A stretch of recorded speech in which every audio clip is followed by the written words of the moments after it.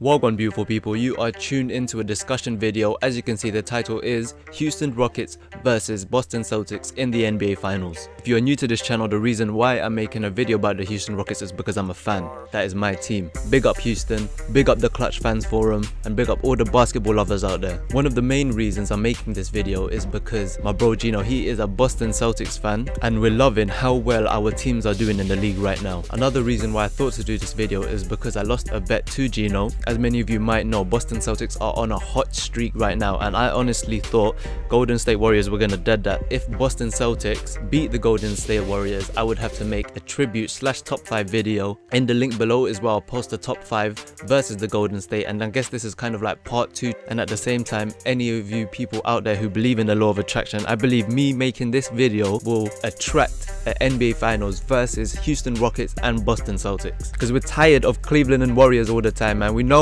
Steph Curry is just gonna go there, get them that ring. LeBron ain't got Kyrie anymore to hit him them clutch shots. We want change. So yeah, let's get into some statistics. First, we're gonna take a look at the standings. Boston Celtics, number 1 in the Eastern Conference, winning 16, only 2 losses, only losing the first 2 games of the season, managed to get a 16 win streak and beating their teams by an average difference of 8.1. They've also only lost 1 game at home and 1 game on the road. And looking at the Houston Rockets, baby, 13 wins, 4 losses. We've lost 3 at home. Wow, that's kind of disappointing. Do you know what? I'm not gonna lie, yeah, when I watch Houston Rockets games, there doesn't seem to be a very large, I wouldn't like to say very large fan base, because there is a large fan base, but in terms of the energy that Houston Rockets bring in the stadium, it's not like Boston Celtics, Warriors, Thunder.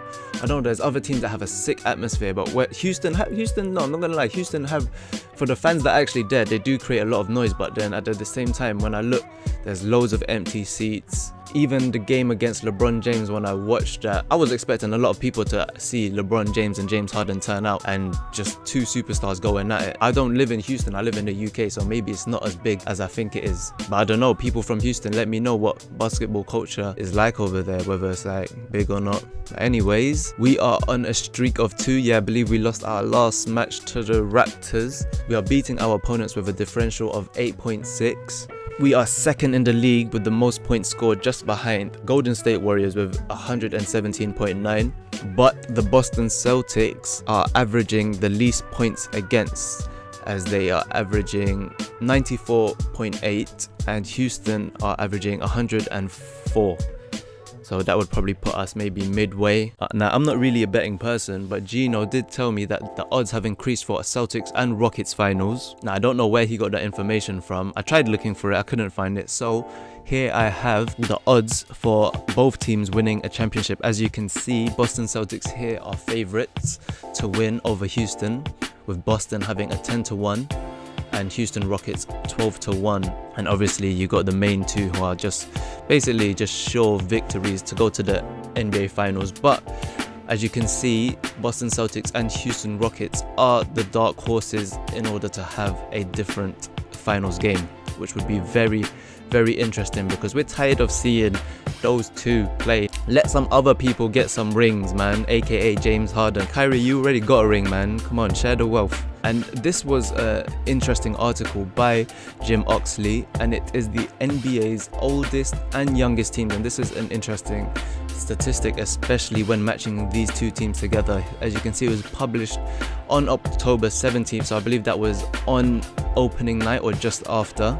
And as you will see here, you have Houston Rockets top 4, so ranked number 4th with 27.6, and Boston are the 5th youngest team with 24.38. So that's quite interesting to look at, because when speaking of the playoffs, experience and well, I don't want to say maturity, but definitely experience in the NBA is what kind of brings teams to as far as they can go. Like, look at the San Antonio Spurs, they've got a ton of experience, but Boston Celtics, I don't believe any of them have really had a good playoff run. just excluding Kyrie, they have such a young team. They have a lot of energy and the skill set, but will that be enough to take them into the NBA Finals? Next, we're going to be looking at advanced stats. Now, this stuff really does kind of confuse me. Like I said, I don't really look at these types of percentages. There's only so much of a factor I feel like this can play when playing basketball, but like I said, I'm more of a baller. And we already know that the Boston Celtics have the defense. I believe, yeah, they've even got the best defensive rating here, 95.8. I don't know how they managed to figure that out, but